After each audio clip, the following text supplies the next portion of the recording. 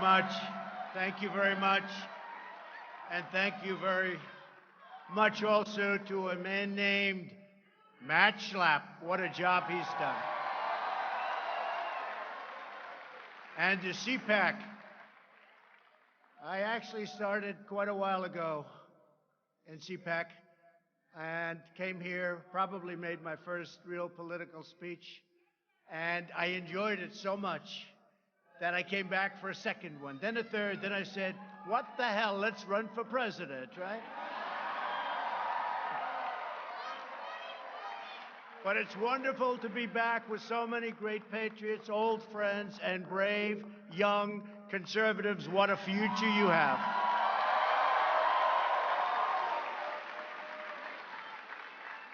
Our movement and our future in our country is unlimited.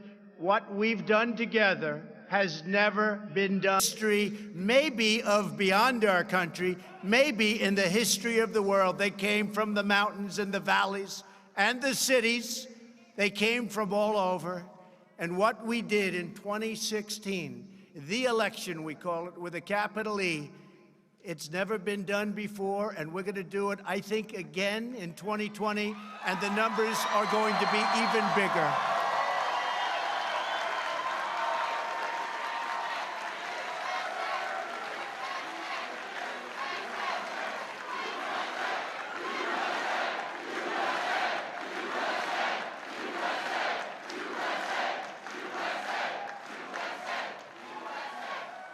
And we all had to endure as I was running.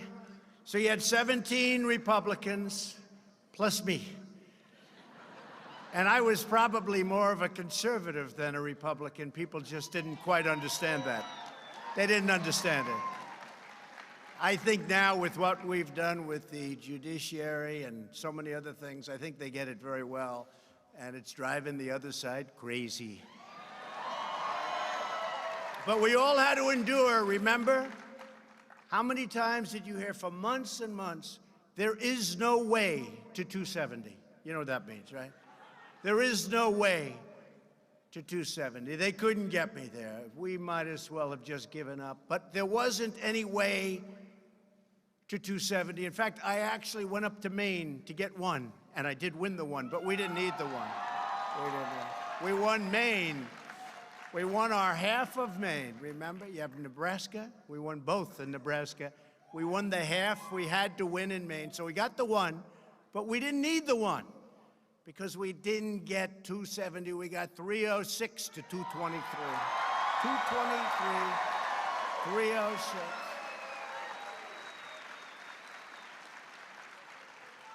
A state called Wisconsin, a state called Michigan, where, by the way, where Fiat Chrysler just announced a $4.5 billion incredible expansion and new plant, doubling their workforce. Many, many car companies have moved back to Michigan and are continuing to do so. Big numbers. Nobody ever thought they'd see that happen. So I think we're going to do even better in 2020. I think we're going to do numbers that people haven't seen for a long time.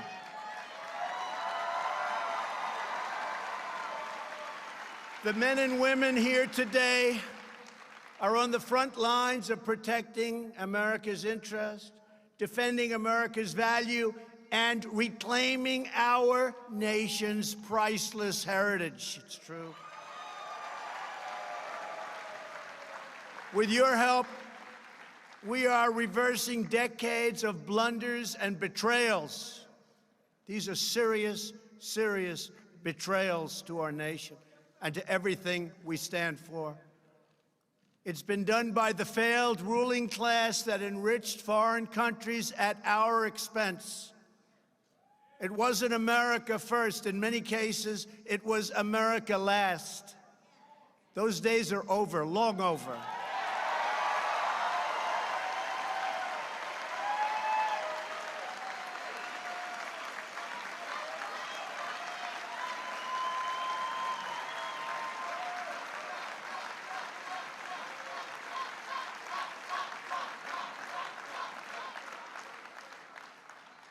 America is winning again. America is respected again. And the world knows it. When I meet with prime ministers, when I meet with presidents, and I get along with them, because they know that what's taken place over many years, not just the Obama administration, long before that, they can't believe themselves that they got away with it. They can't believe it. An impossible thing. And they like me. And the reason they like me, they tell me, they say, Mr. President, I said, as an example, President Xi of China, I have great respect, we have a great relationship. I say, how is it possible that you got away with this for so long? And he said, because nobody ever asked us to change. It's true.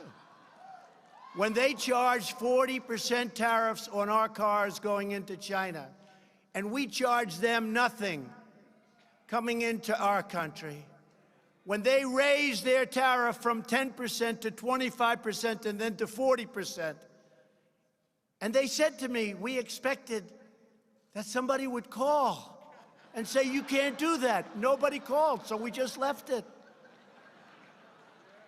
And I don't blame them. We should have been doing the same thing to them, but we didn't. True. Right? Hard to believe. It's hard to believe. But now things are different. Now we're negotiating with China. They wouldn't negotiate with previous administrations. But I found some very old laws from when our country was rich, really rich. The old tariff laws, we had to dust them off. You could hardly see, they were so dusty. But fortunately, they weren't terminated. We started getting politically correct even back then. But I said, when we were doing the great things, what happened to those laws? And I checked, and I found 301 and 382. I found one 1938, where we could do what we have to do. But you know, they had a debate. It was really a rough time in our country because we had so much money, we didn't know what the hell to do with it. Tough time. It was called the Great Tariff Debate. Mark Levin will look this up. And the problem is with Mark, if I make a little mistake, he'll let us know on Sunday night. I got to be very careful when I talk about this. But it was the Great Tariff Debate of 1888. And the debate was, we didn't know what to do with all the money we were making. We were so rich. And McKinley, prior to being president, he was very strong on protecting our assets, protecting our country. And he made statements that others cannot come into our country and steal our wealth and steal our jobs and build their country and not defend our country. We can't do that. We can't ever allow that to happen.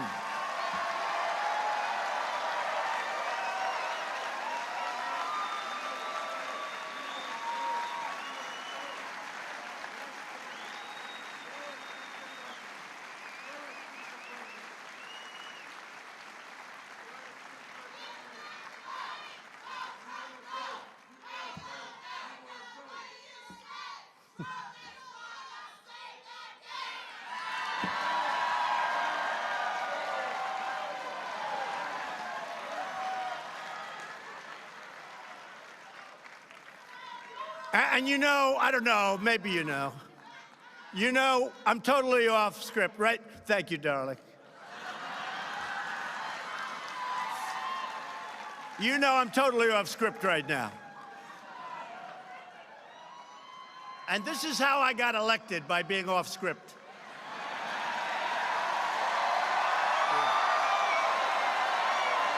true.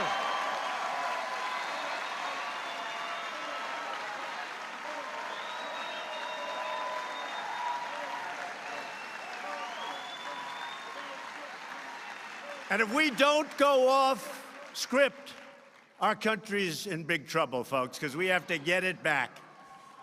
And when I look at what's happening on the other side, I encourage it. I say, no, I think the new Green Deal, or whatever the hell they call it,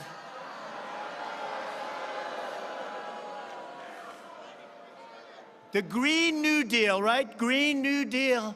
I encourage it. I think it's really something that they should promote. They should work hard on. It's something our country needs. Desperately, they have to go out and get it. But I'll take the other side of that argument only because I'm mandated to. But they should stay with that argument. Never change. Never change. No planes. No energy. When the wind stops blowing, that's the end of your electric. Let's hurry up. Darling? Darling, is the wind blowing today? I'd like to watch television, darling.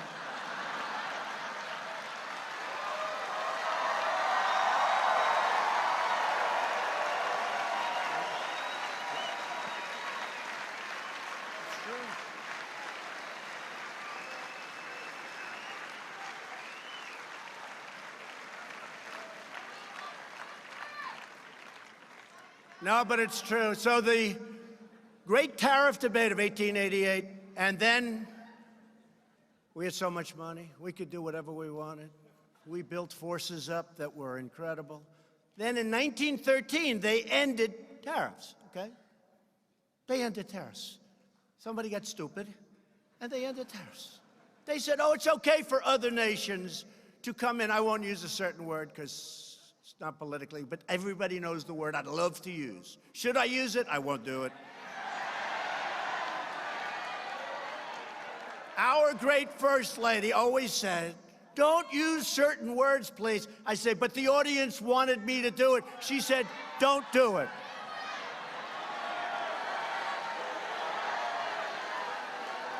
And the problem is, if I do that, they won't put the little preamble that we just went through. They'll just use the word, and they'll say, isn't that terrible? So I won't use it. I've learned, because with the fake news,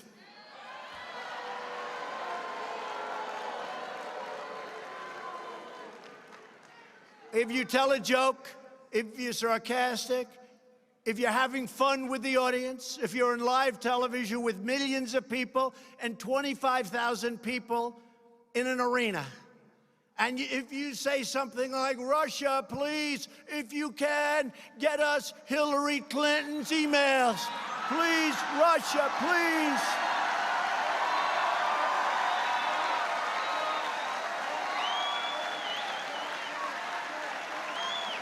Please get us the emails, please.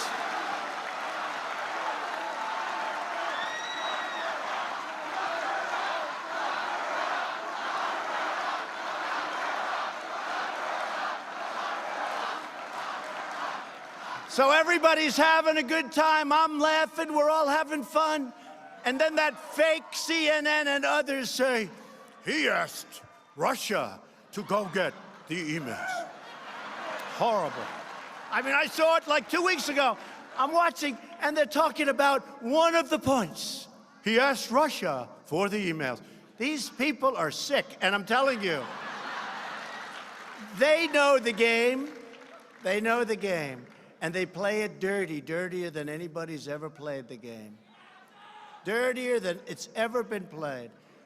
But the thing that we've done is very special, because on trade and because of tariffs, and I know there are people in the Republican Party and people, really even conservatives, good conservatives, they don't like tariffs. I'm not liking or not liking. The minimum, the greatest negotiating tool in the history of our country.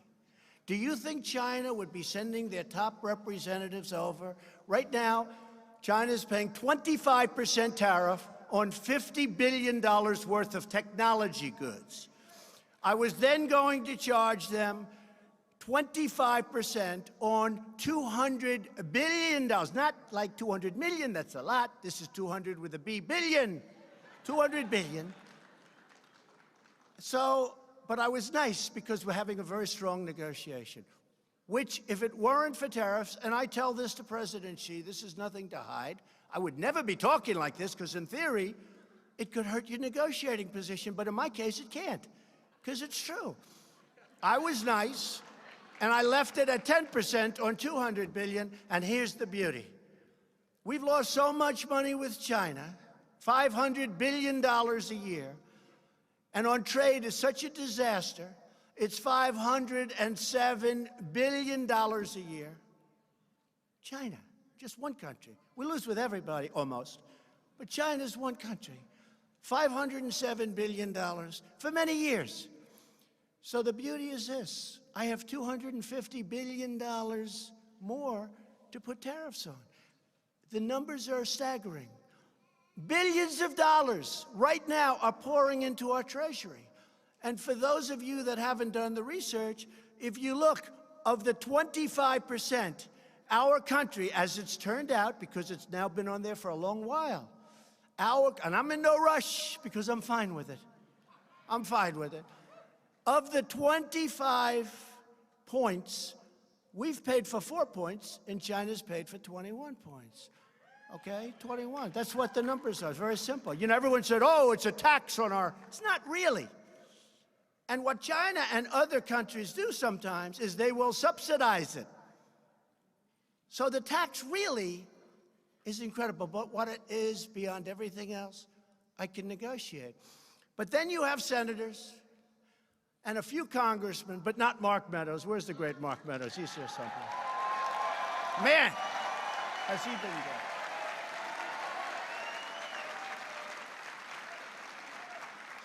Mark and Jim Jordan, and I want to name every one of those couple of hundred people, because we do have a lot. I want to name every damn one of them. They have been incredible. They've been fighting, and I just see Mark in the audience. They've been fighting with Deb, much more important. His wife is incredible. What an asset. He would be nowhere without her. Right? But they fight so hard on this witch hunt, this phony deal that they put together, this phony thing that now looks like it's dying, so they don't have anything with Russia. There's no collusion. So now they go and morph into, let's inspect every deal he's ever done. We're going to go into his finances. We're going to check his deals. We're going to check. These people are sick. They're sick. I saw a little Shifty Schiff yesterday. No, it's the first time.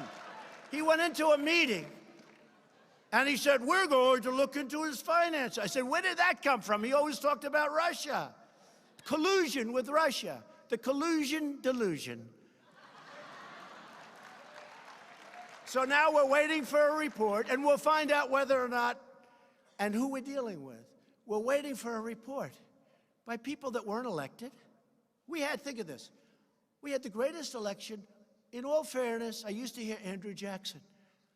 This was now greater than the election of Andrew Jackson. People say that. No, people say it. I'm not saying it. Right? This was the equivalent or greater. You know, they used to go to Ronald Reagan when I first started. This is Ronald Reagan. Then we started really doing well, and they were coming from everywhere to vote. Those red hats and white ones. The key isn't the color. The key is what it says. Make America great again. That's what it says. Right? Right? But we had the greatest of all time. Now we have people that lost. And unfortunately, you put the wrong people in a couple of positions, and they leave people for a long time that shouldn't be there. And all of a sudden, they're trying to take you out with bullshit, okay? With bullshit.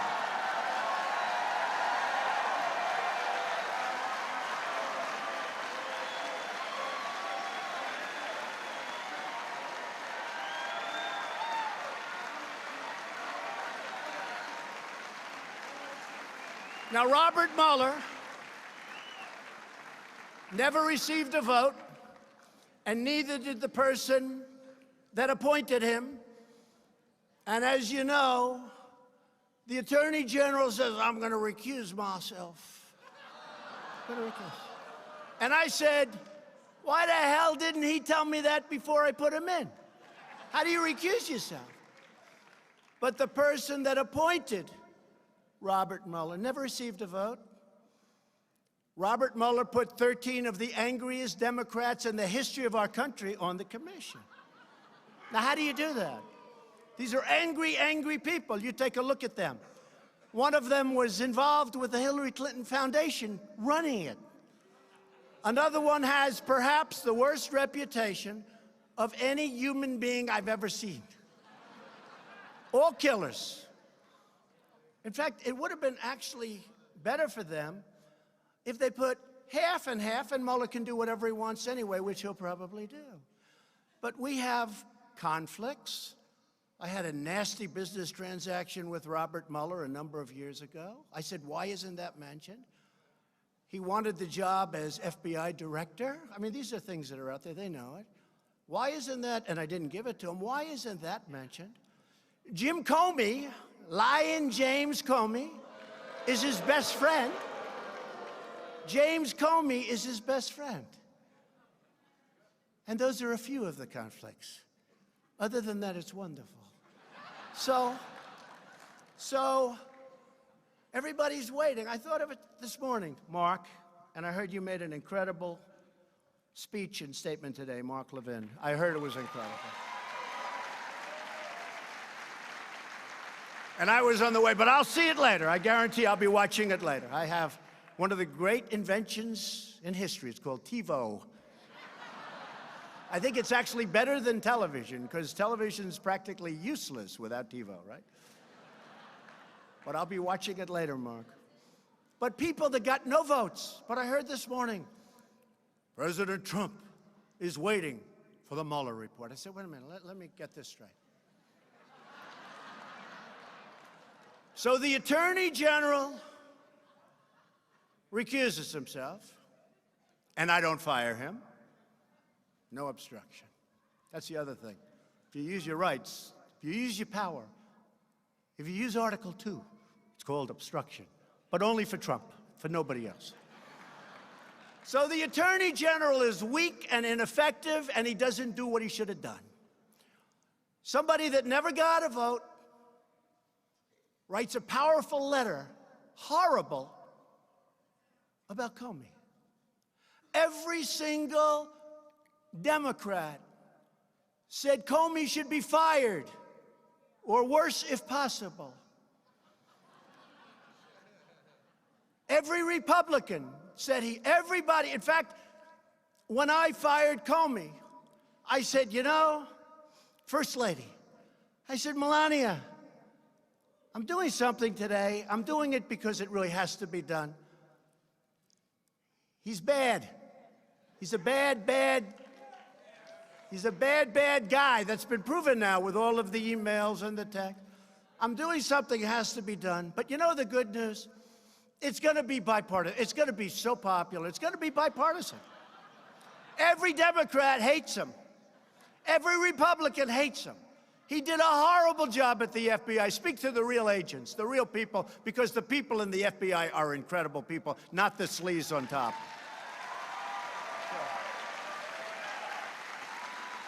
And I said to the First Lady, I said, but you know the good news? The good news is that this is going to be so bipartisan, everyone's going to love it. So we fire Comey, and Schumer, who called for his resignation many times, Podesta, I believe that day, because he still hasn't gotten over getting his ass kicked, okay? I believe that day called for his resignation. That day, Podesta, the great genius of campaigns, he called for the Comey resignation. Others, almost every, I would say, Mark, would you say virtually every Democrat, virtually every, I can't think of anybody that said he's doing a good job. So I said to Melania, Melania, the good news, this will be a popular thing. And I fire a bad cop, I fire a dirty cop, and all of a sudden the Democrats say, how dare he fire him? How dare he do this? And that's where we are, folks. That's where we are. We're in the swamp of Washington, D.C. But you know what? We're winning, and they're not. We're winning, and they're not.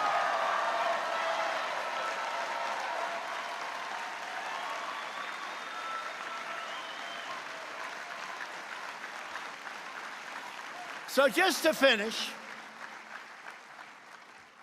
I'll tell you, MatchLab is loving this. He's saying, this is a lot more than we paid for. You know, normally you read a few pages and you say, bye, folks. But you know what I like about this? Number one, I'm in love, and you're in love. We're all in love together. We've done something that nobody's ever done, right?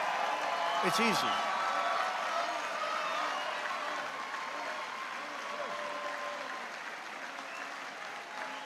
No, it's easy. You know, a great friend of mine from New York, he's a stone-cold killer. He's a brutal man. He's actually not even a good friend of mine because he'd turn on me in 2 seconds if it was okay. But he's a very rich guy. And he said, what are you going to speak about today? Like, what are you going to speak? I said, I don't know. I don't know. He said, I just heard that you have the biggest crowd in the history of CPAC. They're all over. By the way, not only this giant room, they're in many hotel rooms all over the place. You're just better at real estate than they are.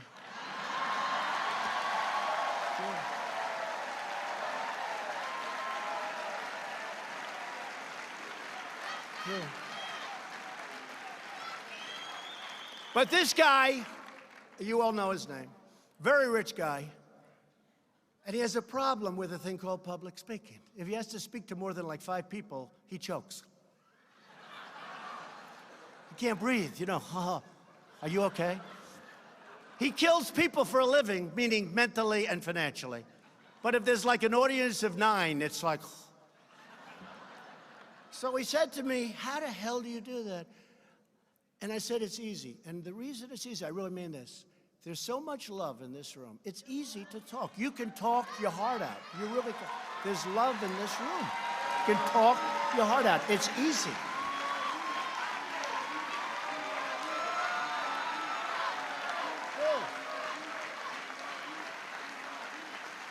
It's easy. It's easy. And we've had that from the day I came down with your First Lady on the escalator in Trump Tower. It's been easy. And you know what? We never had an empty seat. We went out and helped Ted Cruz. We went out and helped so many people. And I'll tell you what, if we didn't do those 32 rallies, and it wasn't easy, when you're doing rallies with 25, 30,000 people, in Texas, we had 109,000 people sign up. We used the Houston Rockets Arena. It holds 22,000. Tens of thousands were outside. We were sending notices, please don't come. That's a little different. Usually people are begging, well, yeah, like, can somebody come? We never had an empty seat. Of course, the Washington Post, a guy named David Weigel, he wrote an article, some arena, no, listen to this. He wrote an article. He got there 4 hours early. He took pictures of an empty arena. He then put out a note, something to the effect, not very good crowd size, Mr. President. And I never saw it, because I don't follow the guy, but thousands of people that were in that arena that was packed with 25,000 people outside that couldn't get in. He got there 4 or 5 hours early because he doesn't fly private, you know. And maybe it's because of the carbon footprint. You think maybe that's... Maybe. It must be the carbon footprint. He just doesn't want private. But he got there hours early. And, you know, the place hadn't started taking in people. They weren't going to take them in. So there were virtually nobody. And, you know, whatever it was, 18,000, when you have nobody, it's a little scary looking. So he took pictures. And you know who really got even? Our people. because they were incensed. We had people sitting on the stairwells. We had people sitting in every seat. I don't think we've had an empty seat since we announced. And from the day we came down the escalator, I really don't believe we've had an empty seat at any arena, at any stadium. It's been an incredible thing. And that's why I say this has never, ever happened before. And now we have to verify it in 2020 with an even bigger victory.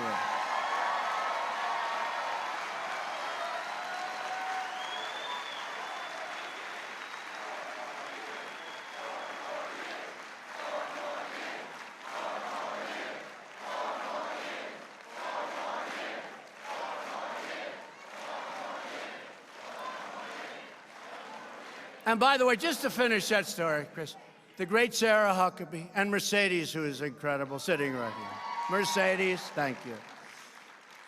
They always say, you know, they're good people, right? Much better than I am. They always say, don't bring it up. Don't fight. Don't fight. Everyone understands. I said, they don't understand. If I don't explain it, how are they going to understand? So remember the empty arena one, right? And then it was shown, and the Washington Post had to do, and this particular writer had to do I thought he was going to get fired. I mean, if that were a conservative, he would have been fired on the spot. He would have been humiliated for what he did, because it was fake news. Nobody was in the arena. There were thousands outside, but they hadn't opened the gates yet. They did the same thing at our big inauguration speech. You take a look at those crowds. And I watched one of the evening shows that are ridiculous, how horrible they are, how mean, how horrible. And I watched it by mistake. And they showed.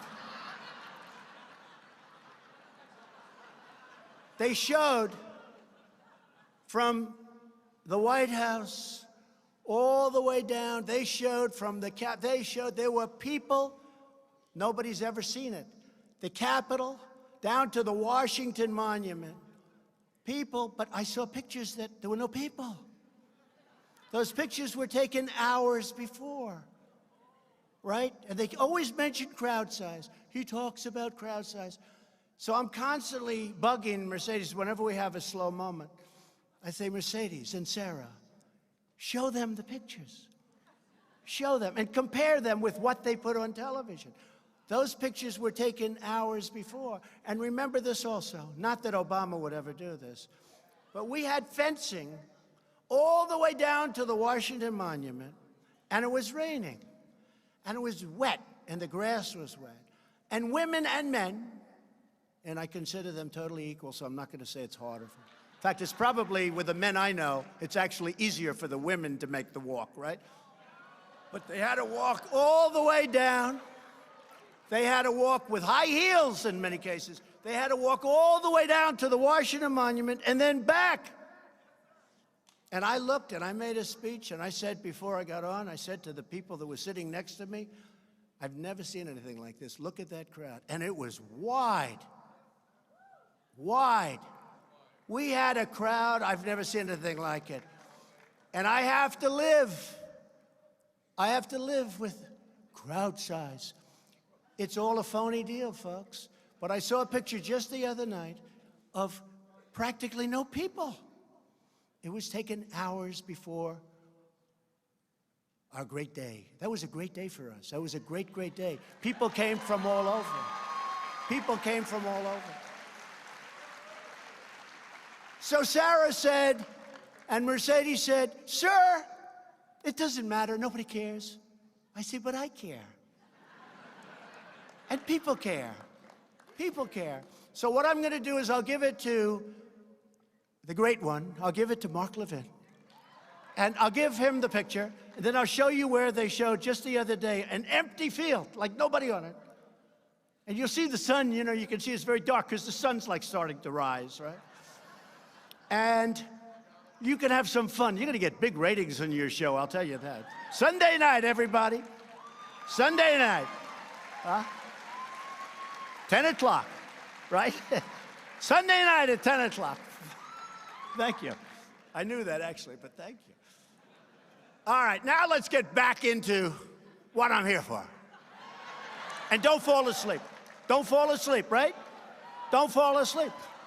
You know, somebody said, oh, the speech you made, sir, the State of the Union speech was incredible. They said it was incredible. They said that was so great. And I said,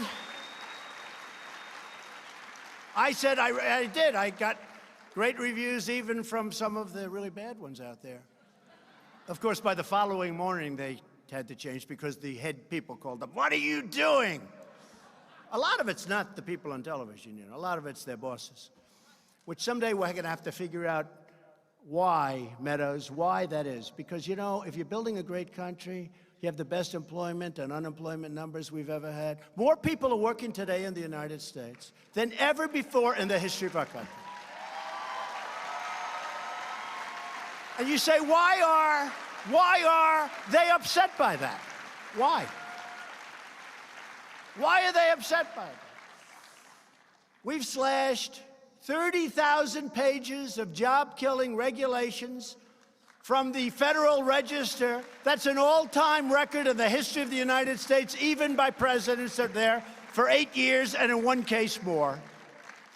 We passed the largest package of tax cuts and reforms in American history.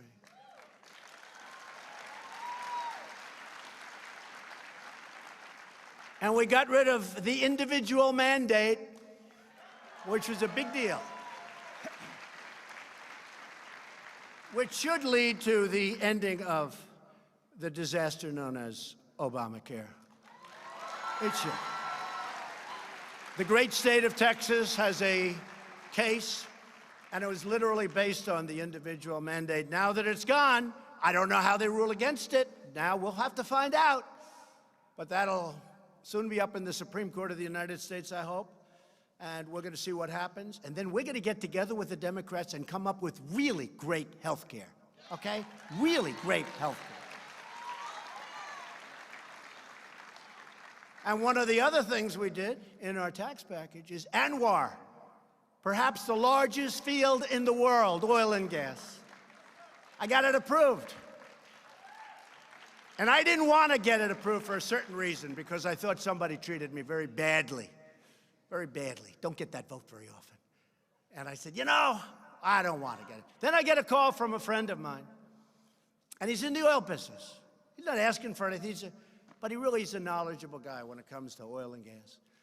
He said to me, hey, and they all call me Mr. President. I have friends that for 35 years, hey, Don, how you doing? Hey, Donnie, I love you, Donnie.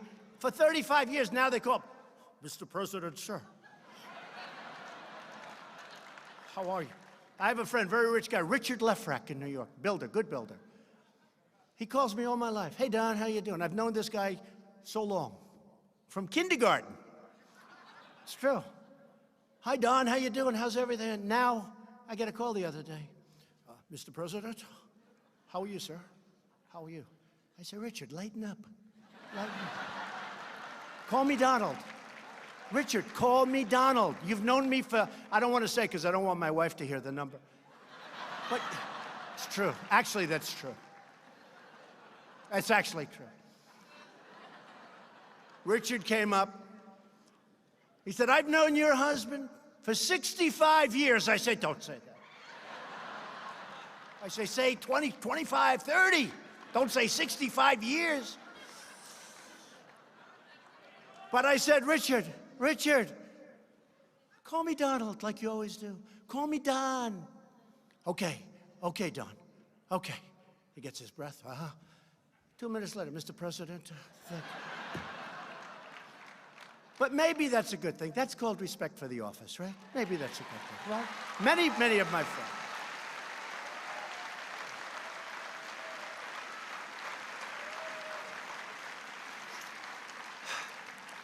And that wasn't in the script either, Mark.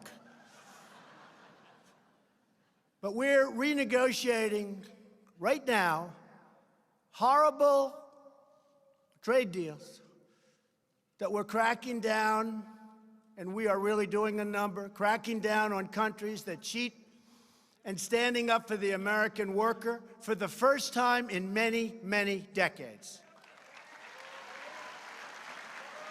Many decades. Our workers have been treated horribly. A country announces they're closing their plant in Michigan or Pennsylvania or Ohio. They're closing.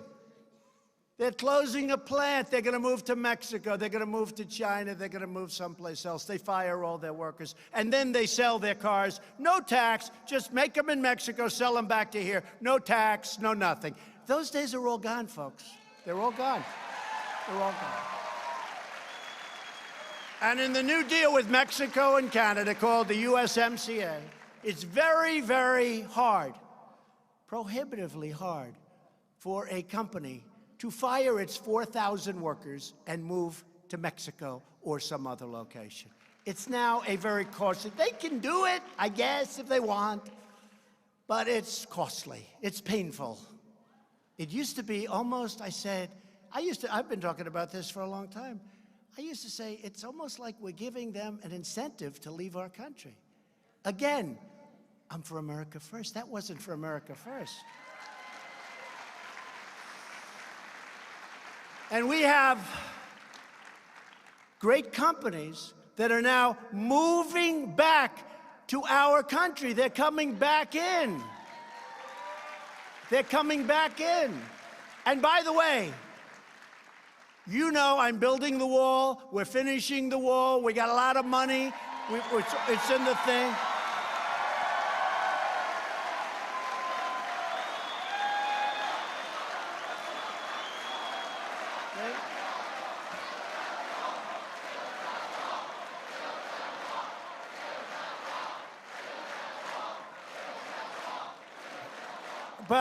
And there'll be some people in the room that don't like this. We're down to 3.7% unemployment, the lowest number in a long time. But think of this. I got all these companies moving in. They need workers. We have to bring people into our country to work at these great plants that are opening up all over the place. This was not necessarily what I was saying during the campaign, because I never knew we would be as successful as we've been. Companies are roaring back into our country, and now we want people to come in. We need workers to come in, but they've got to come in legally, and they've got to come in through merit, merit, merit.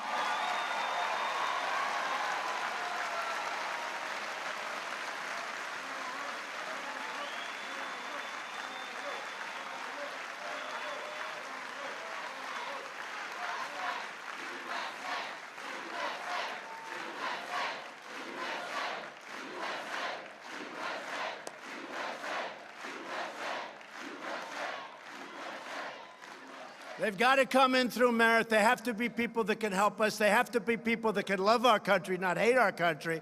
We have people in Congress, right now, we have people in Congress that hate our country. And you know that. And we can name every one of them if they want. They hate our country.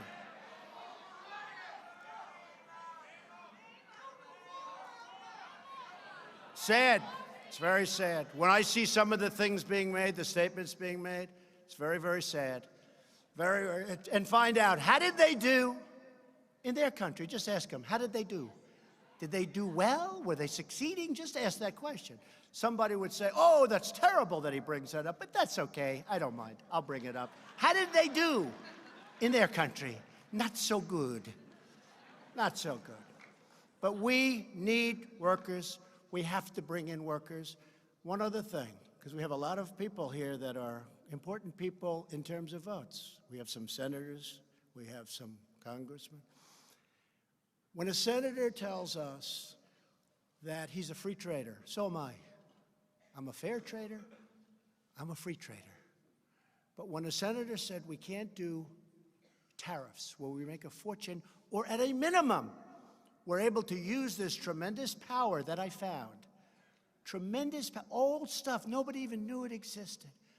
I'm able to use it at a minimum to negotiate great and fair trade deals. They wouldn't even be talking to us because it's so one-sided. Last year we lost 800, this is for many years, almost $800 billion on trade. It's not sustainable. You can't do that. And now we're making great trade deals. But when some of the senators, good people, I think they're good people, I just don't understand the thinking. So I say India is a very high tariff nation. They charge us a lot. When we send a motorcycle to India, it's 100% tariff. They charge 100%. When India sends a motorcycle to us, we brilliantly charge them nothing. So I want a reciprocal tax, or at least I want to charge a tax. It's called a mirror tax, but it's a reciprocal tax. Now, here's what I don't understand. I've had a lot of people, Lindsey Graham, I said, Lindsey, it's not his thing necessarily. It's not the thing that he's most adept at, but he's adept and he's smart. I said, Lindsey, if they charge us 100, I like a reciprocal. They charge us, we charge them. He goes, that makes sense to me. And then he gets on to judiciary and things that, frankly, he likes and finds very interesting. But he's a smart guy, and he said, I'll never forget. It took me about a minute, which is a long time. I did a bad description. It's so easy. They charge 100, we charge nothing. Now we have reciprocal, so it's 100. But what happens now for those that really think about tariffs and don't like tariffs for whatever reason it might be, and that's okay, what's going to happen is, in many cases, instead of 100 and 100, you're going to have 0 and 0, so you won't have any tariff, okay? It's going to happen. That's going to happen. But you have to start working on some of the senators that say, I can't approve this deal. I say, you know what, I want to just charge India, as an example, I'm using it, but India is a very high tariff nation. I mean, nobody knows it because nobody knows what they're doing in Washington. But India is a very, very high tariff nation. And they charge tremendous numbers. So they charge 100, so I say, I'm not going to charge 100, but I'm going to charge 25%. And I hear there's turmoil in the Senate because we're charging 25. So I call a couple of the guys up. I say, fellas, listen, they're charging us 100 for the exact same product. I want to charge them 25. And I feel so foolish charging 25 because it should be 100. But I'm doing 25 only because of you. I want to get your support. Sir, that's not free trade. Where do these people come from? Where do they come from? Where? Where do they come from? I need your help. I need your help, the voters' help. Where do they come from? So it can only be one of two or three things. Number one, I know they're very smart people. I know they are. And I even like some of them. But they're smart. So we take that out of the equation. So and I know they don't have evil intentions. And the other thing could be, I guess, maybe, these companies are all owned by people. And these people are very generous. Campaign contributions, they're very, very generous people. Can that be possible? I don't think so. I hope not. Because we're talking about our country. We can't allow a country to charge us 100%, and we get nothing for the same exact product. For one thing, they don't respect us. They think we're stupido. They don't respect us. But let me tell you something. The world respects our country again. They respect us.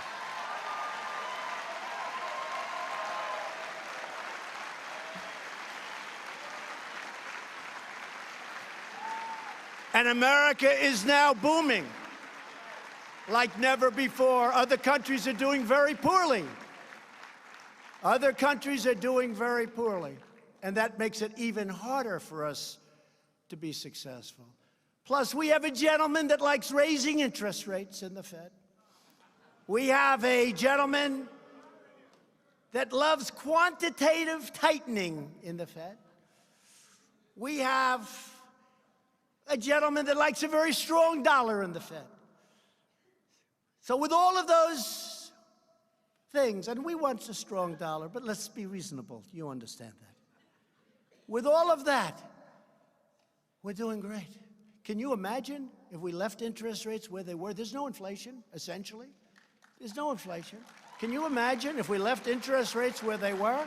If we didn't do quantitative tightening? taking money out of the market. If we didn't do quantitative target, and this would lead to a little bit lower dollar, a little bit. I want a strong dollar.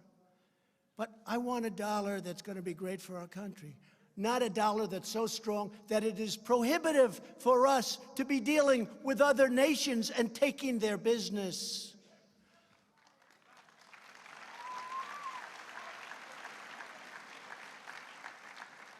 Since the election, we've created a number that if I would have said during the campaign, the fake newssters back there would have said, this is crazy. 5.3 million new jobs, including over now 600,000 beautiful, brand new manufacturing jobs that were never going to come back to our country.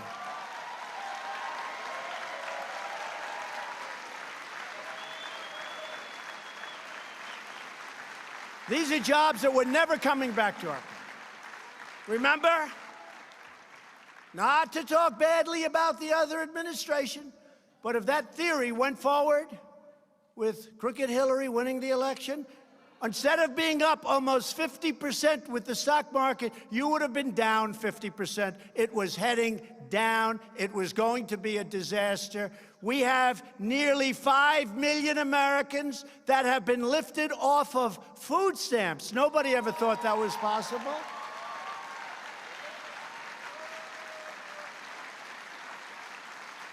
The unemployment rate has reached the lowest in over 51 years, and African American, and you've heard me say this many times, Hispanic American, Asian American unemployment rates are at their all-time historic lows.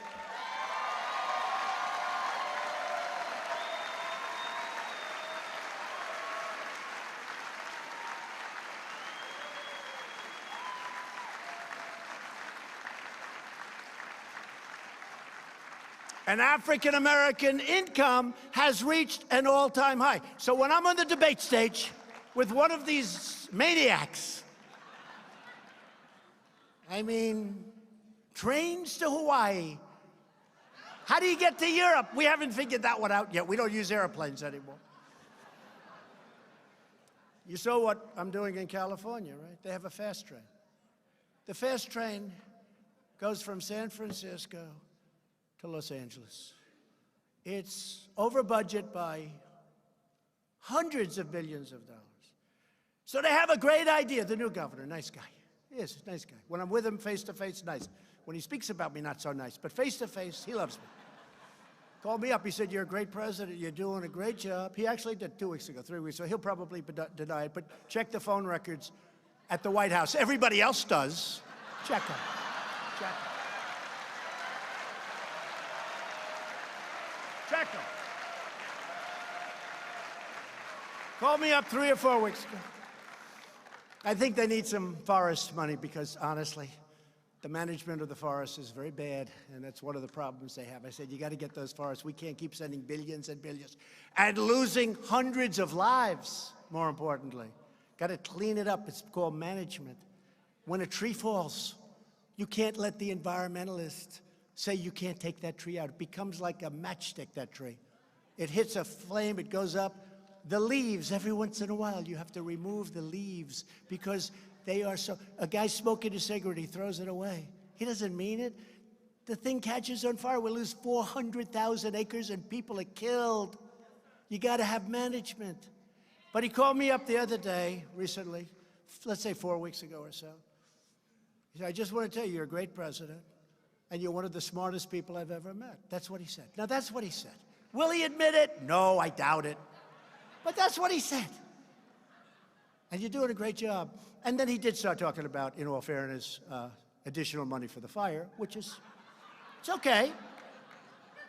That's okay. We have great talks. I mean, I like him. Gavin Newsom, I like him. Nice guy. But they say things, you know, politicians, they say things to your face, and then you see 2 days later they're giving a news conference. It's like, where did that guy come from? Where did he come from? But everyone in this great country right now because of our great new economy, is doing well, except, of course, for the never-Trumpers. But they are on mouth-to-mouth resuscitation.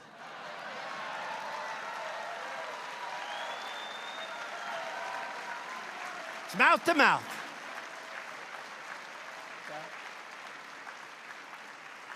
Mouth-to-mouth.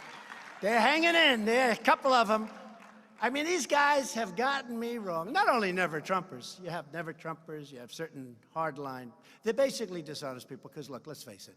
Whether you like me or not, if my name is Smith instead of Trump, and if you told him I put in over 100 federal judges, it'll soon be 145 federal judges and 2 Supreme Court judges and 17 appellate division judges, that we've got the best economy maybe in our history, that we've got the best employment numbers and unemployment numbers in our history, that we've cut more regulations in 2 years than any president has ever done, whether it's 4, 8, or beyond, that we've taken care of our military with $1.7 billion. Think of that. Think of what we did. Think of what we did with our military. Think of the numbers that we have for our military. We have numbers, nobody's ever heard of these numbers before. And you know, part of the problem that we have, because I'm a Coast Guarder, and you are all Coast Guarders, but we have to take care of our military. We have to. $700 billion we spent, and that was the first year. And then the second year, $716 billion. Now, I have no choice. I'd like to spend much less. Obama was spending much less, but our military was being depleted. He was fighting in endless wars. They never end. And by the way, as of probably today or tomorrow, we will actually have 100% of the caliphate in Syria, 100%. 100%.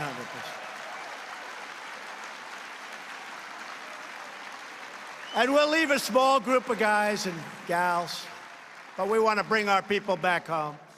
We want to bring our people back home. It's time. Been in these wars. We were going to be in Syria for 4 months. We ended up 5 years. Just fighting. They just like to fight. We want to fix our country. We want to fix our bridges, our highways, our roads, our schools. We want to fix our country up. It's time. It's time. But I was told by a general who I had to fire, I said, General, how long before we get 100% of the caliphate? He said, sir, 2 years. I said, I can't take it 2 years. And then I flew to Iraq. First time I left the White House, because I stayed in the White House for months and months, because I wanted the Democrats to get back from their vacations from Hawaii and these other places. And I figured it would look good if I stayed in the White House so that you people all love me and vote for me, okay? I figured it would look good. So I stayed in the White House. And I'll tell you what, I was there. I told my wife, go to Florida, enjoy your Christmas. I stayed for Thanksgiving. I was in the White House for a long time, months. I had cabin fever in the White House. But if you've got to have cabin fever, that's the place to do it, okay? But I was there, I don't know, for a number of months, through Christmas. I spent my New Year's all by myself. Don't cry. It was me and about 500 men and women outside with machine guns. I never saw so many beautiful-looking machine guns. I'd look at that equipment, I'd say, man, they sit in the trees, they sit on the lawn. I told people, I'm in this massive, people don't know how big the White House. First of all, it's one of the most beautiful places in the world. It's really, I made a lot of money with luxury. This building, it's in 1799, which of course, when President Xi comes, I say 1799, like it's old. To him, that's like a brand new house. In China, they go back 8,000 years, so that's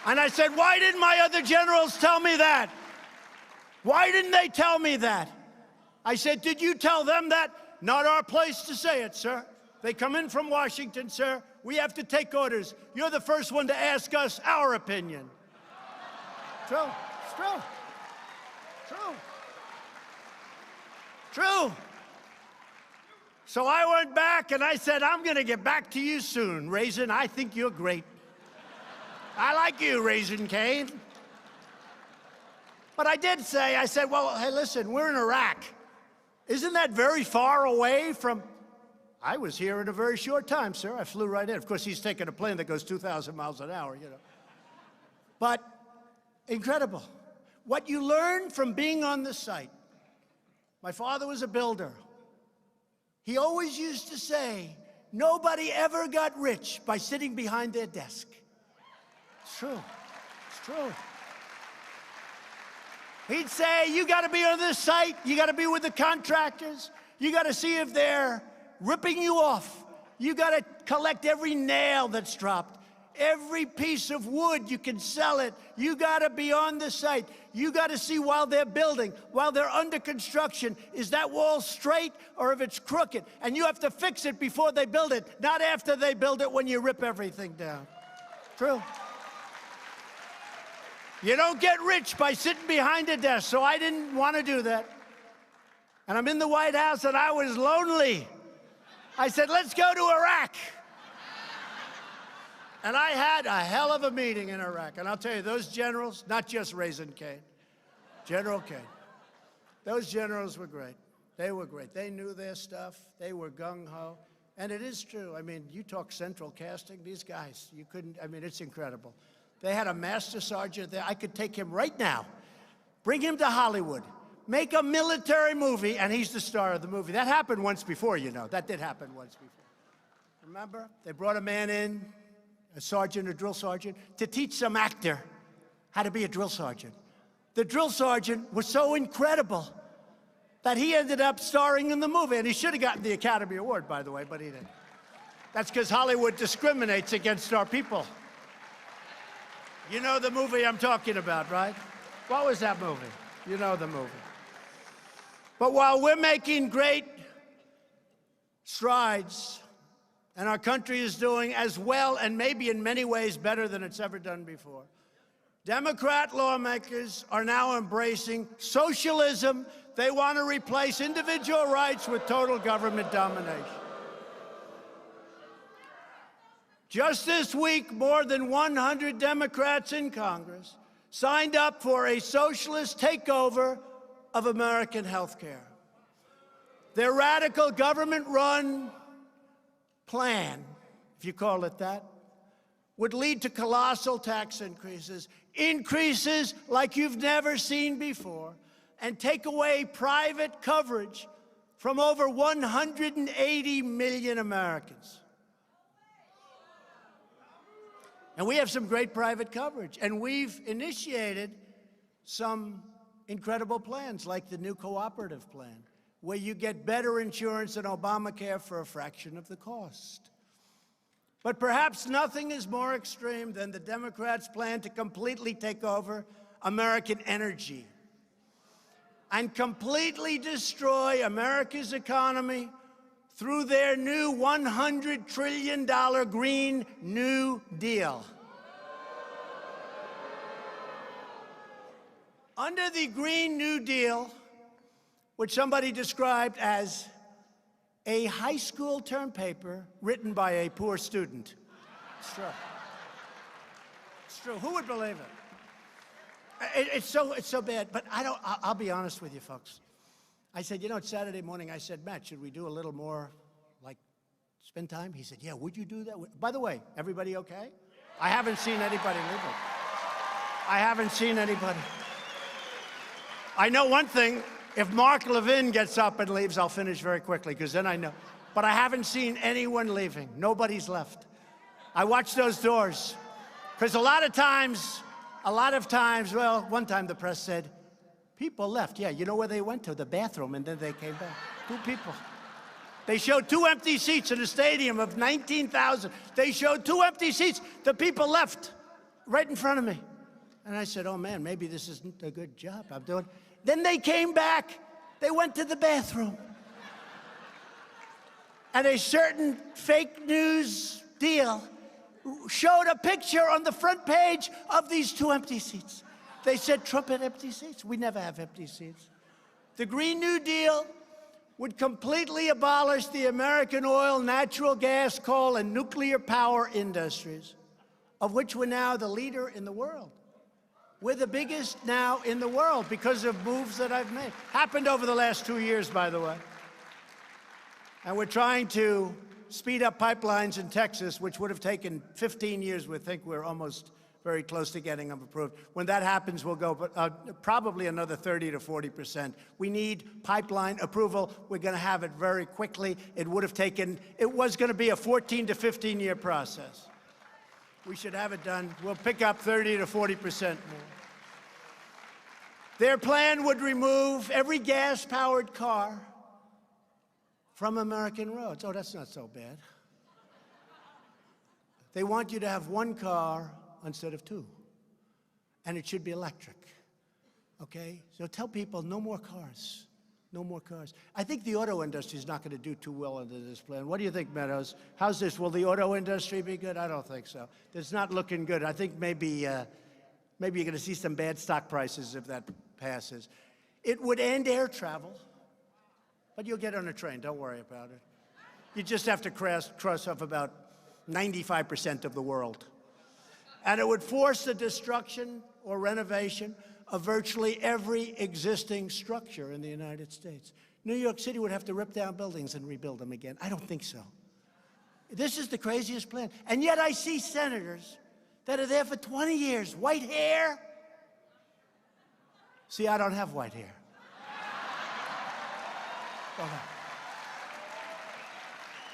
I don't have white hair.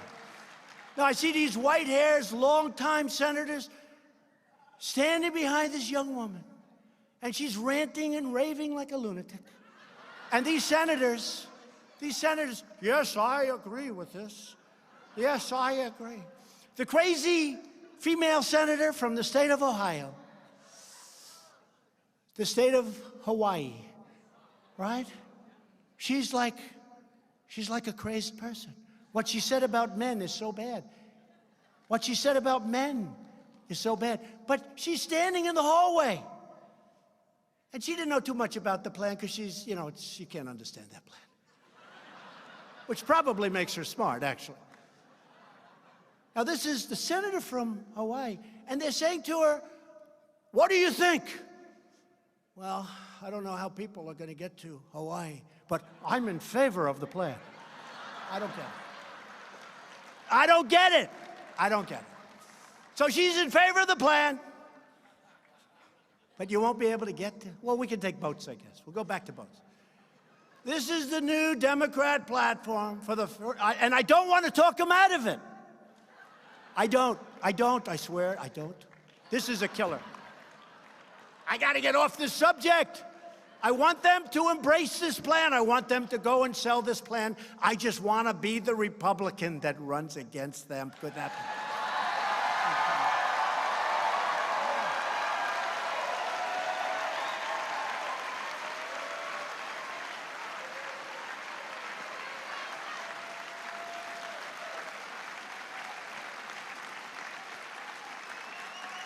I'm going to regret this speech. This speech should have been delivered 1 year from now, not now, damn it. Because they're going to get together, they're going to say, you know, this guy's really laying for us. I should have saved the Pocahontas thing for another year. Because I've destroyed her political career, and now I won't get a chance to run against her, and I would have loved it. We got to, you know, I don't want to knock out all of the good stuff and end up with somebody that's actually got talent. That would be terrible. So I do like the Green New Deal. I respect it greatly. It should be part of the dialogue of the next election.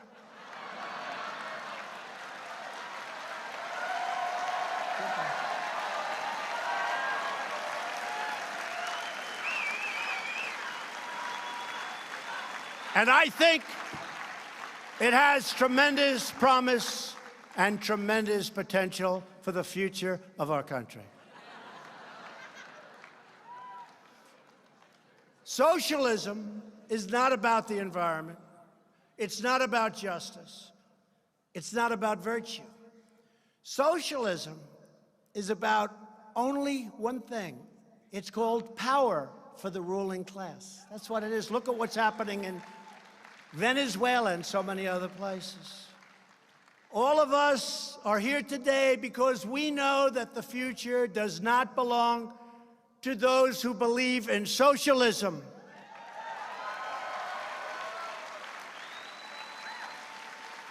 And I heard yesterday a great speech from our Vice President, Mike Pence, talking about this very subject and talking about it beautifully.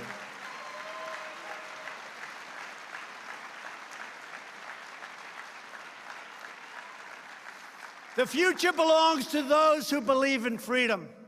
I have said it before, and I'll say it again. America will never be a socialist country, ever.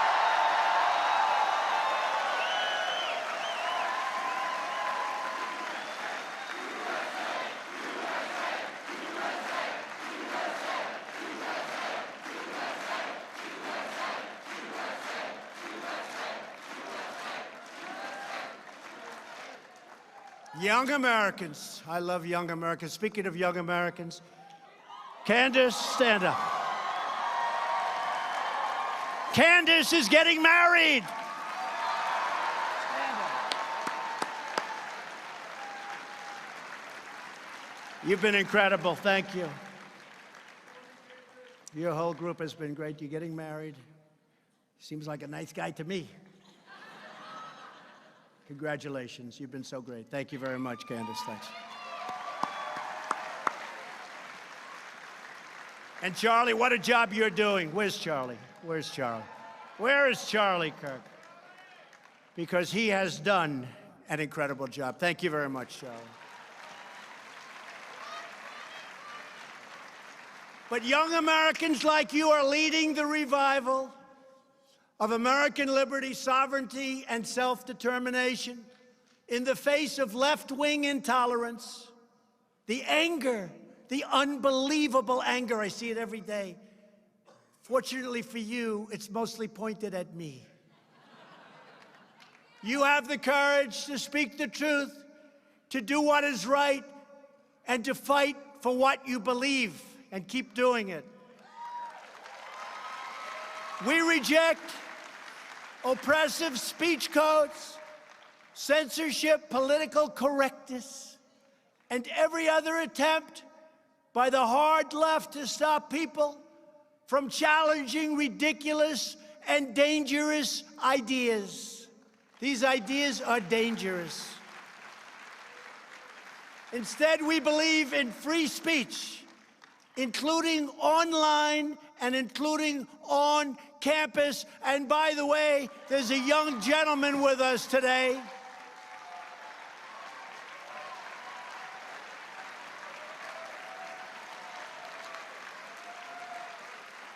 There's a young gentleman. I turned on my television the other day, and I saw somebody that was violently punched in the face. Violently punched. And I said, that's disgusting. By a bully, I'd like to do a lot of things, but of course we would never do that. Because if I ever said violence, they would say, Donald Trump attacked. No, no, no. Just for the media, I'm sure he's a lovely young man. Just had a little temper tantrum.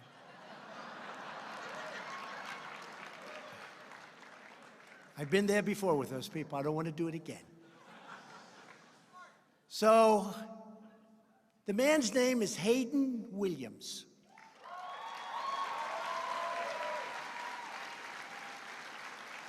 Where's Hayden? Where is he? Where is he? Hayden, come up here, please. Come on.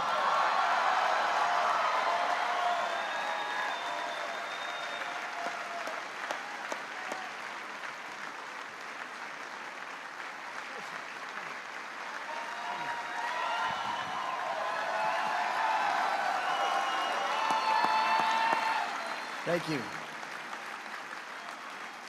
Thank you. So, at the Leadership Institute, we're committed to making campuses great again, and I thank you so much for bringing me up here to let me speak. It's great that I'm being recognized, and but there's so many conservative students across the country who are facing discrimination, harassment, and worse if they dare to speak up on campus. So I'm glad that we could bring this to the forefront. And I'd just like to say, if these socialist progressives had their way, they would put our Constitution through the paper shredder in a heartbeat. So it's as important now than ever to work at Leadership Institute and campus reform. Exposing these liberal abuses to the public. It's as important now as ever. And these students do it because they have a love of our nation and freedom, and frankly, a love for you, Mr. President. So if you keep defending us, we'll keep defending you. Thank you. Stay here for a second. So here's the one thing. I was going to call him, but I don't have to now. I see him here. But here's the one thing. I learned a number of things. First of all, he could take a punch. Muhammad Ali could take a punch. He can take a punch. Because you weren't going to go down no matter how. That was a hell of a hard punch. He was a strong guy. But you know what? You've got yourself a great lawyer. I know your lawyer. She is a great lawyer. Just tell her to do me a favor. Sue him, but he's probably got nothing. But sue him forever. But sue the college, the university. And maybe sue the state. Ladies and gentlemen, he took a hard punch in the face for all of us. Remember that. He took a punch for all of us. And we can never allow that to happen.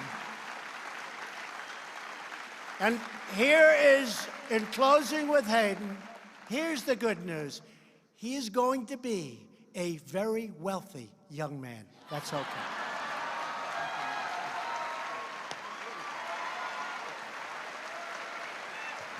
Go get him, Hayden.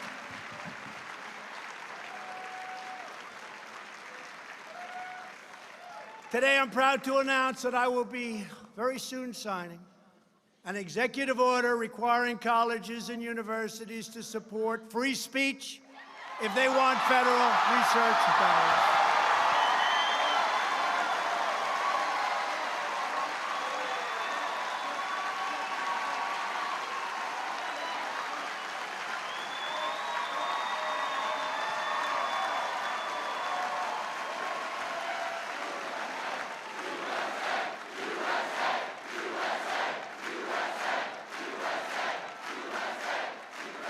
If they want our dollars, and we give it to them by the billions, they've got to allow people like Hayden and many other great young people and old people to speak.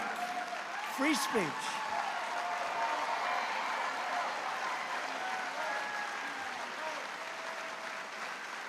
And if they don't, it will be very costly.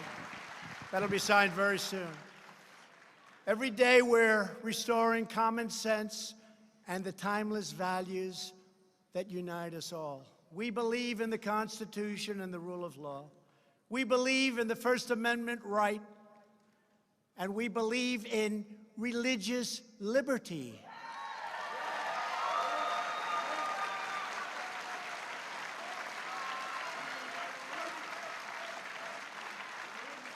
And we believe strongly in the Second Amendment and the right to keep and bear arms.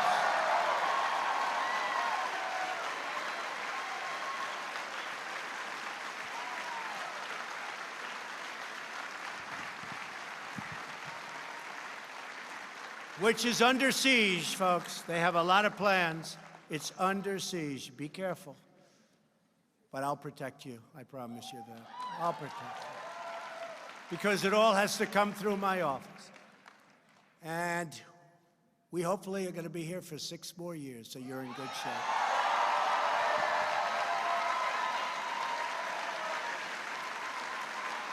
We believe in the American dream, not in the socialist nightmare. And we believe in the words of our national motto, "In God we trust."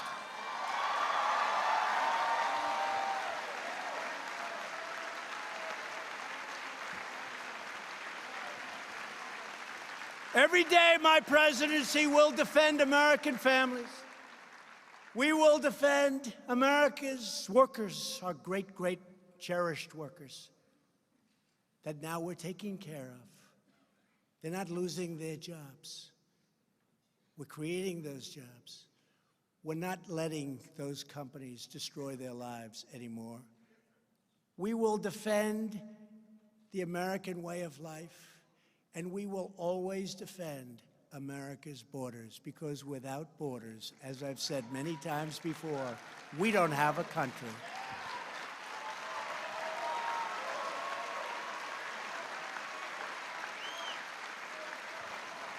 The lawless chaos on our southern border provides a lucrative cash flow to some of the most dangerous criminal organizations on the planet. Deadly cartels constantly, daily, hourly violate our borders to flood our cities with drugs that kill thousands and thousands of our citizens violently. What are these people talking about when they talk about the border? Keep it open. Keep what open? Have you been there? Have you seen? I just got back. I've been there many times. I see what's happening.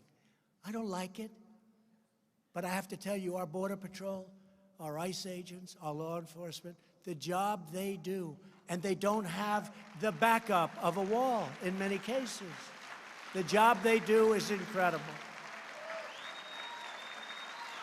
These ruthless cartels terrorize innocent communities on both sides of the border and spread instability throughout our hemisphere.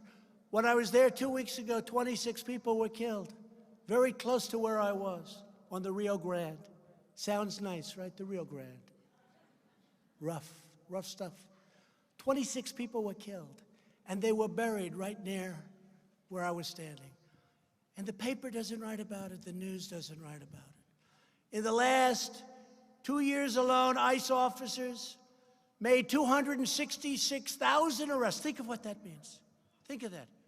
Arrests. I'm not talking about people coming in. I'm talking, they went out and arrested 266,000 people who have criminal records, and in some cases for murder. Who the hell wants to do that? Thank God they're doing it, because I don't want to do it. It's dangerous, it's hard, but they love our country. And they're tough people, but they love our country. Including those charged or convicted of approximately 100,000 assaults, 30,000 sex crimes, 25,000 burglaries, 4,000 kidnappings, and 4,000 violent murders. These are people that ICE is going in and getting, and either putting in jail or ideally bringing them back to other countries and letting them put in jail, because we don't want them. We don't want to have to pay for them for 50 years. You want them to pay a price, but we don't want to have to pay for them for 50 years. And all the nonsense you hear about the people that come in illegally are far better than the people we have. It's not true, folks, okay? It's false. It's false propaganda. Right? One recent study from FAIR, F-A-I-R, found that illegal aliens are incarcerated at 3 times the rate of legal residents. Those are the numbers. And if you look at prison population in federal prisons, these federal prisons the number is staggering. The number of illegals, far, far, far greater than any proportion of our population. But you don't hear that. You hear like these people are the greatest people in the world. Just ask the angel moms, how good are they? Those great angel moms who are treated so badly, so badly. Incredible people. But the simple reality is that every crime committed by an illegal immigrant is a crime that should never have happened in the first place.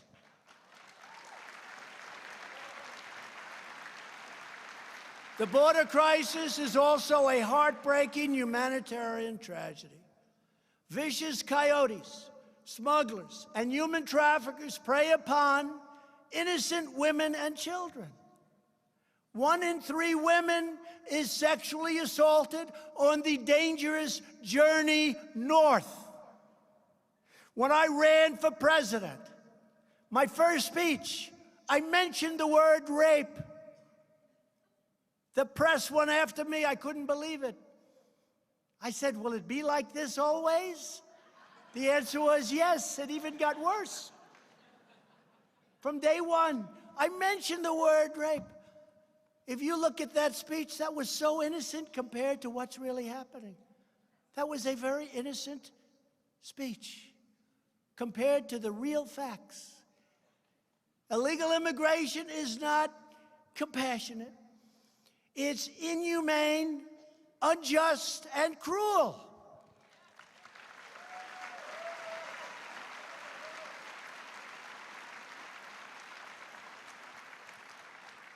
The media fights me on this, but I say it.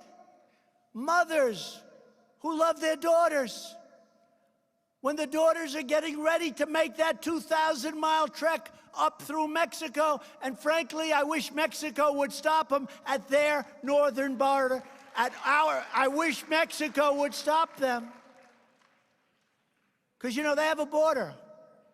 They call it their southern border. It's 2,000 miles down from our southern border. I wish Mexico would stop them. But they have their own difficulties, frankly. I understand that. We're working along well with them. And they are doing a lot of things to help us with asylum and other elements of what we're doing. But mothers who love their daughters give them massive amounts of birth control pills because they know their daughters are going to be raped on the way up to our southern border. Think of that. True story. Told to me by the Border Patrol. So true and so sad. Think of how evil that is. Think of how bad it is. Those caravans. You look at those caravans, and some are phenomenal people. But in those caravans, you have stone-cold killers. You had the interview done by some innocent person who I think is actually back there now. And what is it that you want asylum for? Why are you coming to America? Murder. She goes, what? Murder. I mean, what's going on is incredible. And when those caravans are formed, do you think those countries that we used to give a lot of money to, I've cut it way back. I've cut it way back. Guatemala, Honduras, El Salvador. Do you think they're giving us, as we say, their best and their finest? Oh, let's send our best people up to America. Let's have our best people go in the caravan so we can give America our greatest people. No, no, no, no. They give us some very bad people. People with big, long crime records. People with tremendous violence in their past. Murderers, killers, drug dealers, human traffickers. They don't want to keep their good people because they're smart. It's so sad to see how stupid we've been. Border Patrol recently reported apprehending 7,000 unlawful migrants in a single week on just one part of the Texas border a couple of weeks ago. Our immigration system is stretched far beyond the breaking point. To confront this national security crisis, last month I declared a national emergency. A national emergency.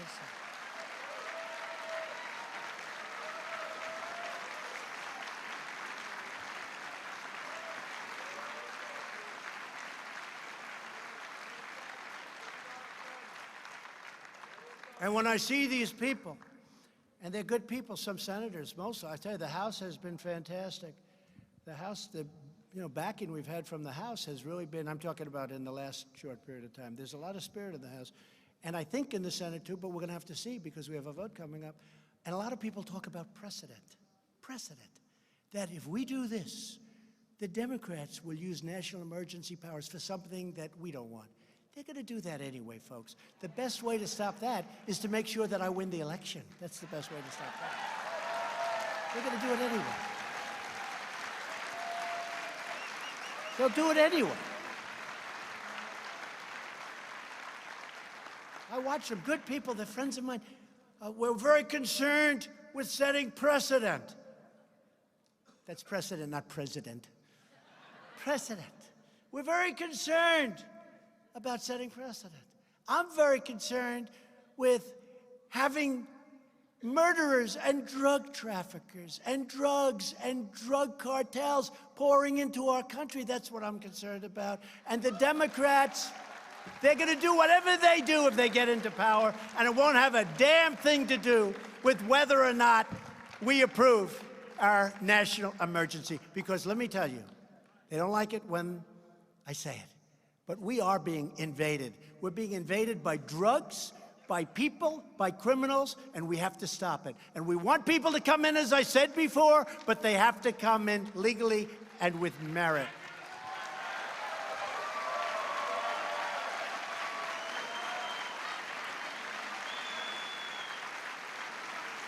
Previous presidents have used their national emergency power to promote democratic elections in Belarus, to ensure political stability in Burundi, and to defend the sovereignty of Lebanon. And you know what? That's okay. Lebanon, it's good, fine.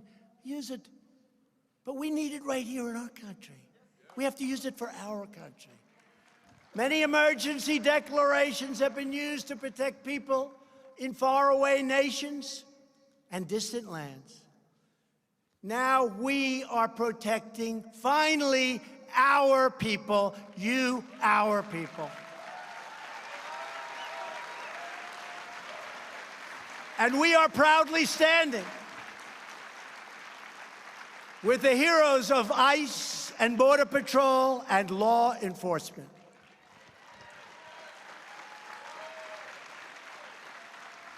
Illegal immigration is also deeply unfair to American workers and taxpayers, including millions and millions of hardworking legal immigrants.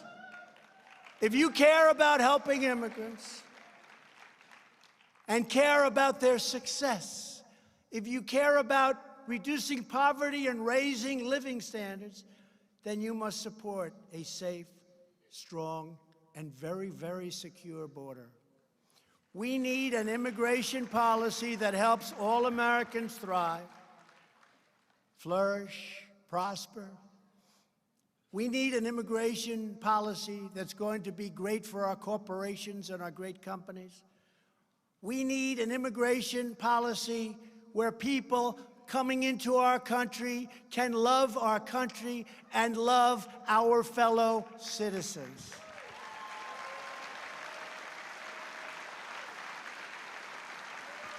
And this includes shutting down sanctuary cities.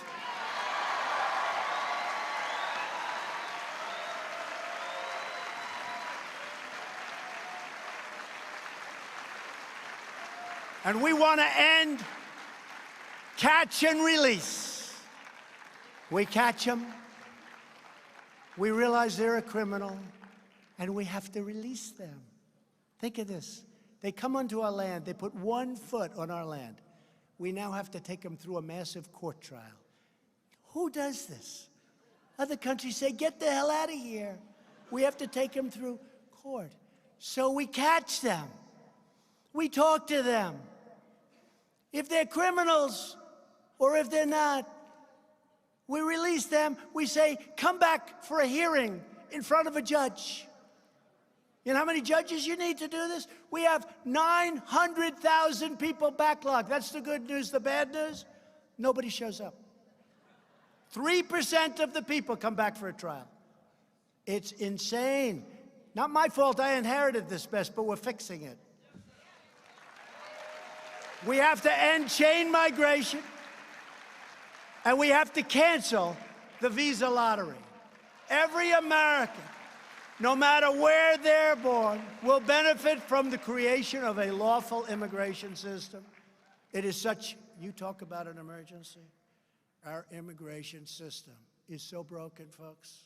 It's so broken. It's so sad to see. It's incompetent. It's laughed at all over the world. We have people pouring in from not just the southern border in Mexico, from China. They have a baby on our land. The baby becomes a citizen. Welcome to the United States for hopefully 90 years. Okay? And then the parents come in with the baby because the baby's a citizen. This is like crazy. They used to call it anchor babies, but they don't use that term anymore because it doesn't sound nice. Our laws are so crazy, but one by one, we're finding ways. You know, they call them loopholes, a lot of our laws, loopholes. Well, I'm finding loopholes to get around the loophole, okay? Because our Congress can't act. They can't act. They just can't act. The Democrats in Congress don't want to touch any of it. Visa lottery. That's where they put in the names. They put it in a lottery. And you pick, oh, here's a wonderful person, wonderful. You know, he killed 4 people. Here's another wonderful. And then they get in and we say, gee, that person just came into our country. He just robbed a store and killed somebody. How is that possible? Because they send us the people they don't want.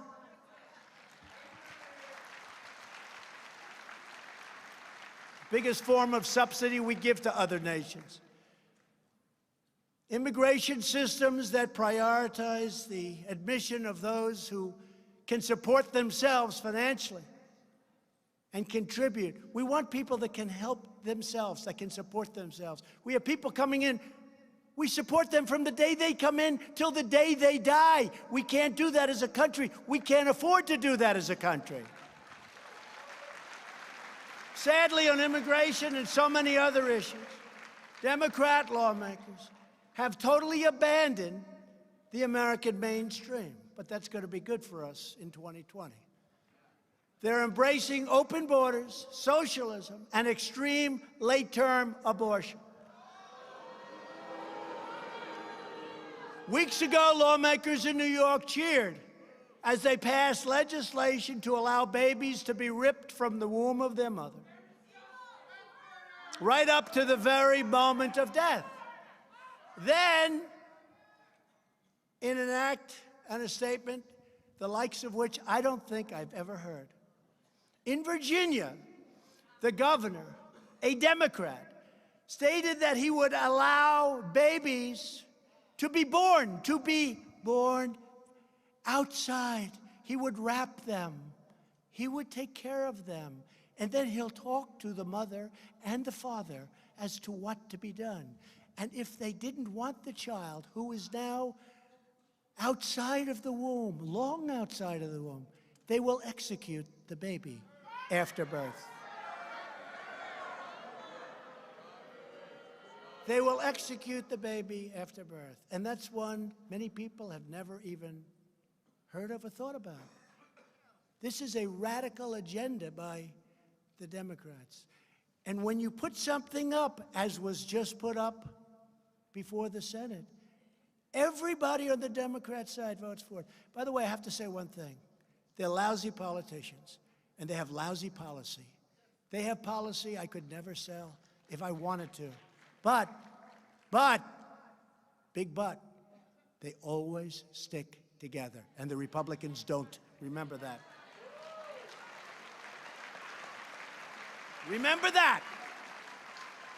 They always stick together. They vote in blocks. They have 47. We had a tremendous victory. We were given no credit. I can't go and campaign for all of the people in the House. Too many. And guys like Meadows wins by so many points, he doesn't need any help. He doesn't need. I said, Mark, you need any help? No, I'm okay. He'll win by 30, 35. They're okay. These guys, you know the funny thing? The ones that love Trump, the ones that are really the Trumpers, like Meadows, Jordan, Gates, so many of them. I don't want to, I get myself, I could just name them so many. They're the ones that win without, I mean, it's like they don't even have an election. It's the ones that sort of, they're a little shy about embracing what we're all about. They get clobbered. They get clobbered. Take a look. Those are the ones that get clobbered. But the good news is they're all starting to find that out. Just this week, Senate Democrats opposed legislation to prevent the killing of newborn infant children who survive abortions. Virtually every Democrat voted against protecting these precious babies. Everyone. They vote in groups. And we did have that great victory. We went for 51, and 2 that we didn't like got out. They said they retired. They didn't retire. They were retired.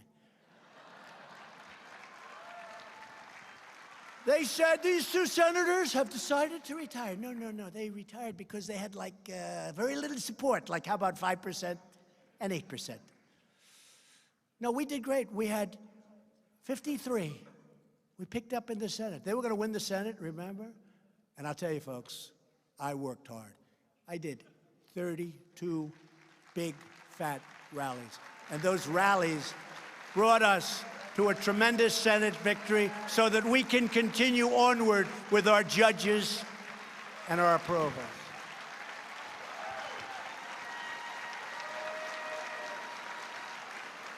And the fake news back there, they love to say Donald Trump suffered a big defeat. First of all, we won the Senate, which frankly, judges never, hate to say it, in all due respect, for us, the Senate, far more important. I really worked hard. But think of it, we won the Senate, and we had this tremendous victory. We get no credit at all. Wait till you see what happens. They say Donald Trump suffered a humiliating defeat. I said, I wasn't running. And one of the commentators, and I appreciate it, on one of the shows where they were saying how I suffered a defeat, this commentator said, excuse me, he didn't run. Not all our candidates were exactly great, let's face it. You can only do so much. But wait till you see what's happening when I do run. And what they don't say is, Governor of Ohio, great guy, Mike was down 6, he won by 7, with 1 day, right? He was down by 6, 1 day into the election. I went out, I campaigned, worked hard, made a speech. Jim Jordan was there, everybody was there. It was a fantastic crowd, like this, and all the people in the other ballrooms that are waiting for us. And he ended up winning. He was down by 6, he won by 7. 1 day. Then we have Georgia, the governor of Georgia. Great guy. Where's Georgia? Great guy. He was losing in the primary by 10. I got a call from David Perdue and Sonny Perdue, 2 great guys. Could you endorse him? I said, let me check. And I checked him. He was a Trumper before Trump was a Trumper. And I said, I love this guy. He's down by 10. He won by 40. You believe that? I endorsed him, Mark. He won by 40. Then he had a tough race against the new star of the Democrat Party. Not Democratic. It's Democrat. We have to do that. It sounds prettier when we use Democratic. I hate to say in the speech, the Democrat Party, because it doesn't sound good. But that's all the more reason I use it, because it doesn't. They should change it because it sounds much better. Rhetorically, it's much better. Much better.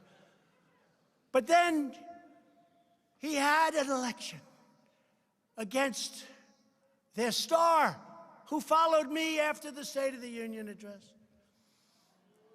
I didn't think she was great. But she's their star. And who showed up? Oprah Winfrey, Michelle Obama, and President Obama. And they campaigned for her, and they worked so hard. And all our man had was Trump. And we kicked their ass.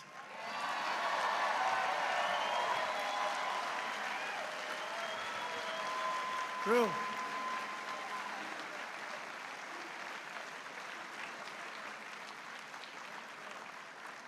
We had a rally at the airport where 55,000 people showed up to the airport.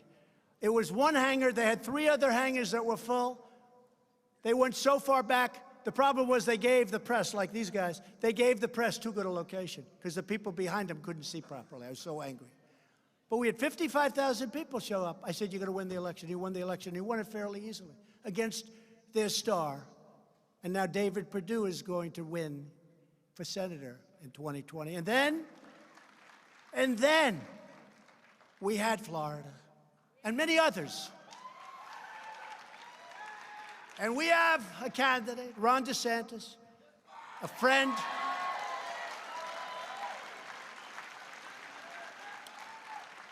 of many of us in this room, but nobody knew he was running. He was running against, in the primary, somebody that was easily going to win. He was scheduled to be the next governor of Florida. But Ron's been great to me on the witch hunt. He's been a defender of me against these phony charges of Russia. Russia, Russia, Russia, Russia. My wife said, you never spoke to anybody from Russia, darling. I said, that's right. But Ron DeSantis, I like people that defend me. You know, when people defend me, I defend them. So he came. That's why I like Mark. That's why I like Mark Levin. And I'm not sure a lot of people like him. He's tough as hell. But I like him. I love him. But then we have Florida. So Ron DeSantis is at 3. 3! He calls up, sir, could I have your endorsement? I said, Ron, you're at 3. Your opponent is, I guess, agriculture, commissioner, has $22 million in the bank. His poll numbers are very good. He's up in the 20s or 30s. I said, Ron, don't make me do this, Ron. Sir, I can win. All right, Ron. Here we go. Because I know if he loses, which almost never happens when I endorse somebody, almost never. Only one time, and that was because it was done in the middle of the day of the election. Nobody knew I did it. They got home, they said, I didn't know Trump endorsed him. But we rarely, rarely lose. But I said, Ron, don't do it. I said, all right, Ron, I'll do it. He went from 3 to 60. To 60. And then he ran against a guy who had unbelievable support. He had every celebrity going to Florida. He had money all over the place. And Ron was in there pitching, and I was in there pitching with him. And we now have a great governor in the state of Florida. And I could mention many others, other governors, many other states, but I'm not going to bore you with it. And I really think that it's incredible what we did in the midterms. I think it's incredible. Governor of Florida, governor of Ohio. Remember, you can't win unless you win the state of Ohio. We got the governor of Ohio, and he's great. Mike, we love you, Mike. As we defend American values at home, we are also defending American security abroad. We have secured all sorts of funding, all sorts of record everything, and we will never forget our military. We will never forget our veterans. We are taking care of our veterans like they've never been taken care of before. We just got them choice, so now they can go see a doctor. Now they can go and see a doctor instead of waiting online for weeks and weeks and weeks. And we got them accountability. You couldn't fire anybody in the VA. You had sadists. You had people that took advantage of our veterans. They've hit them. They were sadists. They were sick people. You couldn't fire them. You had thieves that were stealing, openly stealing. You couldn't fire them. I got a bill passed, VA accountability. Now you look at the guy, you say, get the hell out of here. You're fired. Get out. Nobody thought we could get it. For 40 years, they tried to get it. For 40 years, they tried to get it. They couldn't get it. And VA choice, they thought for many, many decades, they've been trying to get VA choice. You could get it. Now, instead of waiting online for 2 days, 9 days, 3 weeks, people were dying. People that weren't very sick would be dead by the time they saw a doctor 6 weeks later. Now, these great veterans, If there's a big wait, they go outside, they go to a local doctor, we pay the bills, they get better, everybody's happy, and we actually save a lot of money, if you can believe it. And I got that approved after 44 years of being unable to get it approved. For our veterans, we love our veterans.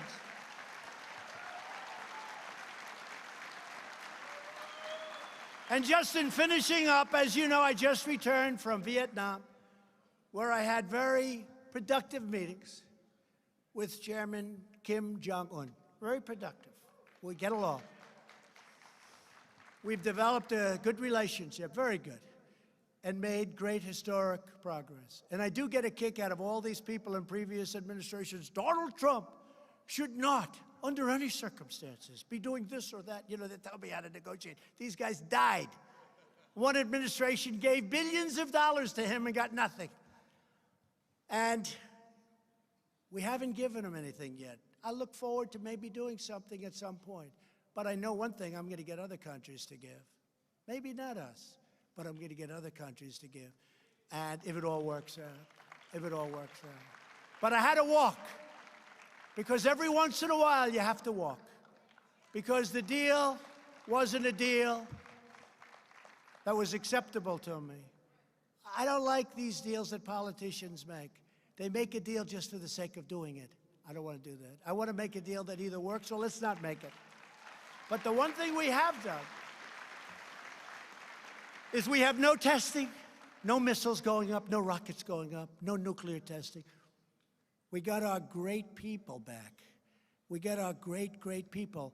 And that includes our beautiful, beautiful Otto.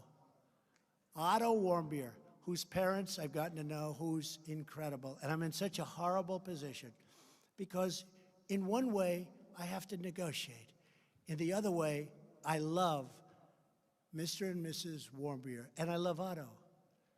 And it's a very, very delicate balance. He was a special young man, and to see what happened was so bad, was so bad. And a lot of what I do with respect to North Korea and any success that we hopefully have, and we've had a lot, we're given no credit.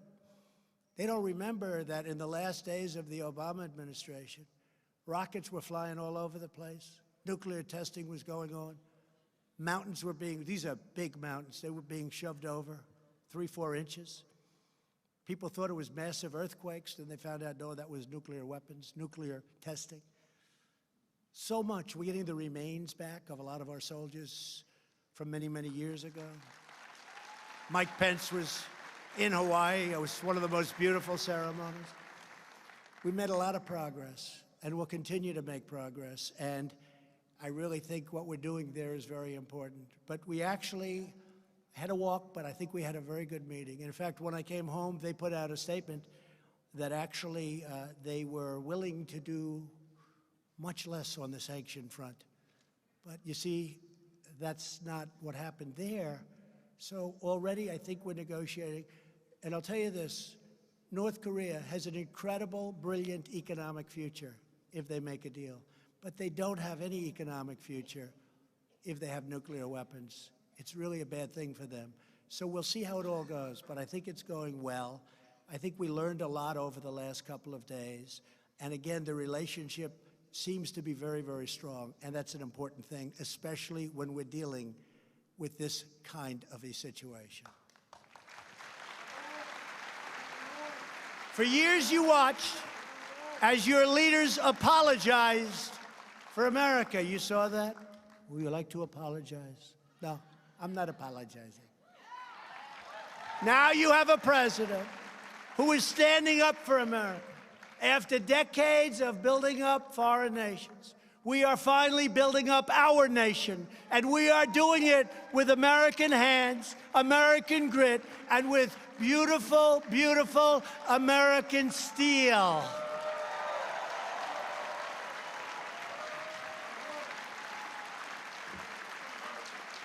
We are fighting to ensure that every young American inherits the same blessings and the same boundless opportunity that our ancestors fought to secure with all of their heart, might, and soul.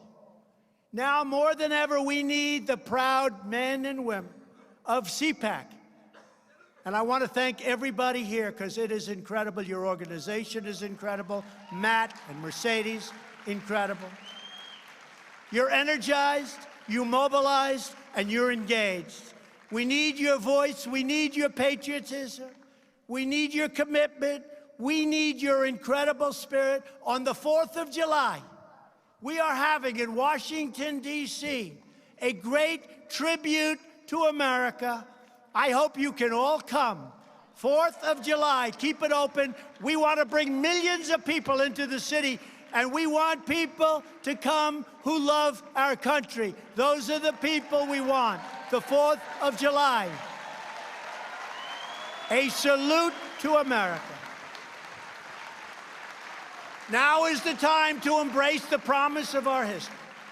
Now is the time to defend our American legacy. And now is the time to seize our glorious destiny.